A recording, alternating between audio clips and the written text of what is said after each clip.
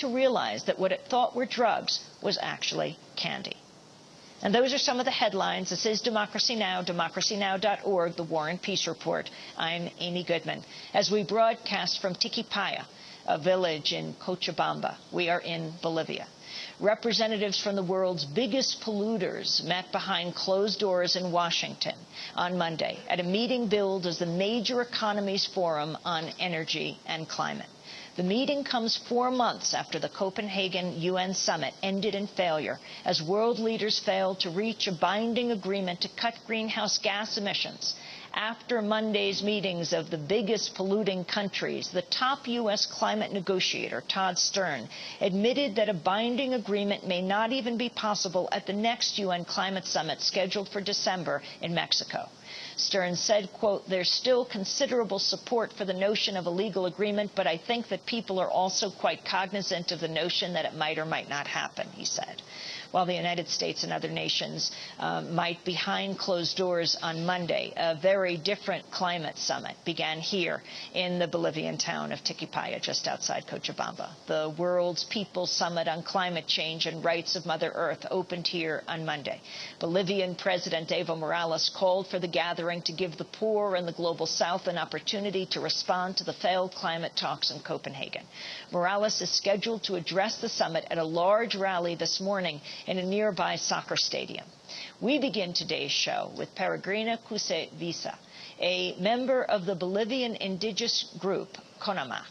She served in the Constituent Assembly that drafted Bolivia's new constitution. She spoke with Democracy Now!'s Mike Burke just outside the library here on campus at La Universidad del Valle, the University del Valle. Or first of all, let me say hello to all of you, to all the people attending this conference, and let me all say hello to the rest of the world. Well, my name is Peregrina Cusi Bisa. I'm from Hachacarangas. I'm part of CONAMAC. And now I'm here as a former member of the Constituent Assembly. Well, today we are talking about Mother Earth, which we call the Pachamama. We respect a lot our Mother Earth. She is our earth.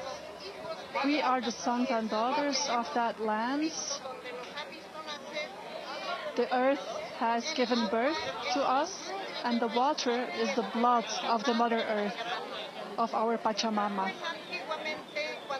In ancient times, or when I was very young, there was still a lot of respect for Mother Earth. When we started, or before the sowing season, first of all, we respected the Mother Earth with a huachta. That could be an offering of a llama, or a lamb, or something had to be offered. Then, when you start irrigating the crops, when you start using the water, then first of all, once again, we had to bless the earth. So once again, we offered a llama. And after that, we started working on the land. And then we started harvesting beans, onions, all types of vegetables. But today, things have changed. There is no longer the same respect we had before. People, they have forgotten about Mother Earth. They have forgotten about Pachamama and forgotten about respect for the water. And now people, they want money. We want to earn money, and we want to have a lot of money. Before, things were very different. That was not so. Before, we had a lot of respect so that we would have enough to eat. Now, people, they work in the mines, taking out gold, silver, and to take out the gold, to wash the gold, we use a lot of chemicals.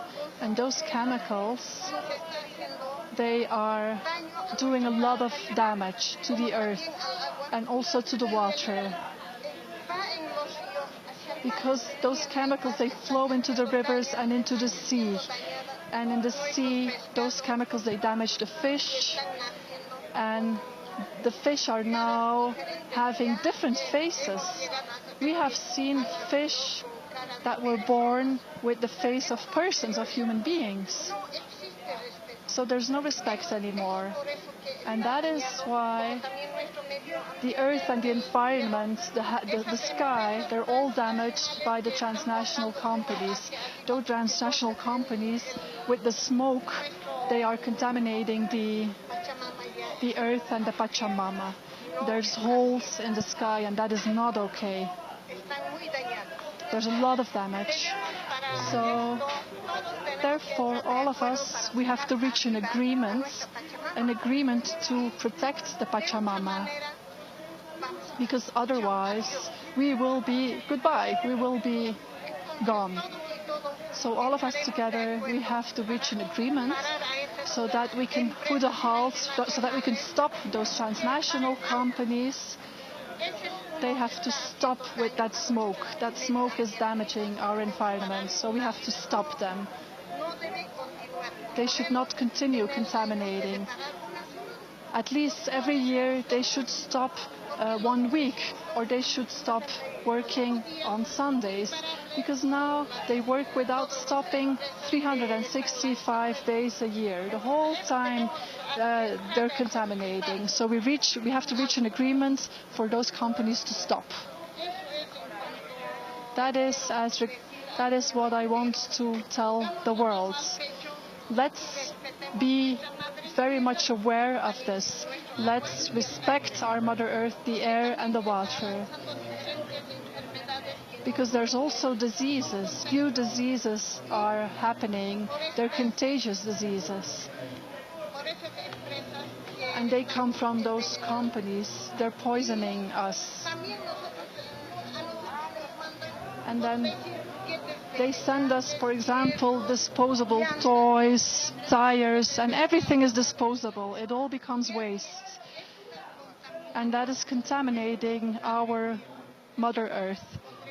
So let's stop that. All of us together, let's reach an agreement and let's rise up against this, so that at least the Earth can last a bit longer for our children and grandchildren. Otherwise, I think that all of us, we will die by the year 2070. I don't know whether the world will explode or what, but something will happen. And we have to stop that so that we can extend the life of the Earth a bit more. This is what I want to tell the whole world. Let's reach an agreement. Let's be strong, all of us together, very strong. Hayaya.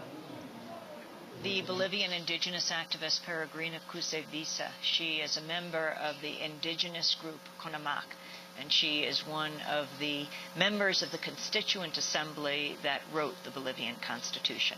This is Democracy Now!, democracynow.org, the War and Peace Report. We're broadcasting from Bolivia, where a major protest is going on outside a silver mine that's cut off the roads to Chile. We'll find out about this mine and about lithium extraction. Bolivia is home to more lithium than anywhere in the world, a new source of energy. And we'll find out the pros and cons of extracting it. Stay with us.